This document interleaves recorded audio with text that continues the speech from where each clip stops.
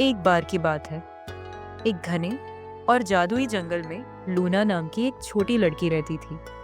Luna के दो सबसे अच्छे दोस्त थे, एक छोटी बिल्ली का बच्चा जिसका नाम मानो था और एक छोटा तेंदुआ शावक जिसका नाम लियो था।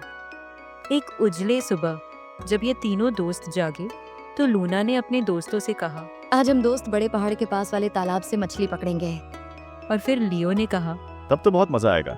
हम सभी आज जंगल में एक अच्छी सैर करेंगे। सभी दोस्त मछली पकड़ने के लिए तैयार हैं। सभी दोस्त बहुत खुश थे। उन्होंने सुना था कि एक तालाब में चमकती हुई मछलियां भरी पड़ी हैं, जो धूप में गहनों की तरह चमकती थी। लूना ने एक छोटी टोकरी पैक की और वे निकल पड़े। उनके हंसी की गूंज जंगल में गूंज उठी। ये तीनों दोस्त घने जंगल में चलते जा रहे थे। लूना, मानो और लियो बहुत खुश थे। जंगल में चारों ओर फूल खिले हुए थे। ठंडी हवा बह रही थी। वे सभी नदी के किनारे किनारे उस तालाब की ओर चल रहे थे। चारों ओर पक्षी चहचहा रहे थे। जंगल का मौसम बहुत सुहाना था। जब वे तालाब पर पहुंचे तो वहां का दृश्य देखकर उनकी सांसें थम गईं। पानी बिल्कुल साफ और पारदर्शी था, जिसमें आसपास की हरियाली झलक रही थी। पानी के नीचे मछलियां खेल रही थीं। उनकी चमकती हुई त्वचा सूरज की किरणों में सोने और चांदी की तरह चमक रही थी। लूना ने अपने दोस्तों से कहा, मैं मछली पकड़ती हूँ, तुम दोनों जाकर इन झाड़ियों में खेलो। लूना ने मछली पकड़ना शुरू किया, लेकिन एक खतरनाक यति जो पास की चोटी से उन्हें देख रहा था बहुत भूखा था। वह लूना और उसके दोस्तों को खाना चाहता था। यति ने जोर से चिल्लाया।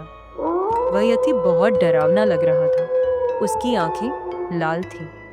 यति लूना को पकड़ने जा रहा था, लेकिन वहीं पास में एक हाथी रहता था। वह हाथी उस यति का दुश्मन था। हाथी ने जोर से चिंगाट लगाई और यति पर हमला कर दिया। लूना ने अपने दोस्तों के साथ पास की झाड़ियों में छिपकर शरण ली। मानो और लियो भी उसके साथ थे। सभी बहुत डर गए और लूना रोने लगी। हाथी और यति की लड़ाई शुरू हो गई। हाथी ने यति को खूब मारा और अंत में यति झाड़ियों में भाग गया। लूना ने हाथी को धन्यवाद दिया। धन्यवाद भाई हाथी, तुम समय पर आ गए, नहीं तो यह येती मुझे खा जाता। शाम हो चुकी थी और जंगल चारों ओर अंधेरे में डूब चुका था।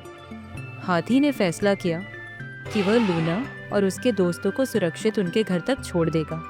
लूना, मानो और लियो हाथी के आगे आगे चल रहे थे और हाथी उनके पीछे पीछे, ताकि यति फिर से उन पर हमला न कर सके। आखिरकार वे सभी सुरक्षित अपने घर पहुंच गए। लूना, लियो और मानो उस हाथी के बहुत अच्छे दोस्त बन गए। रात को लूना ने अपने दोस्तों से बात की। हम आज के दिन को हमेशा याद रखेंगे।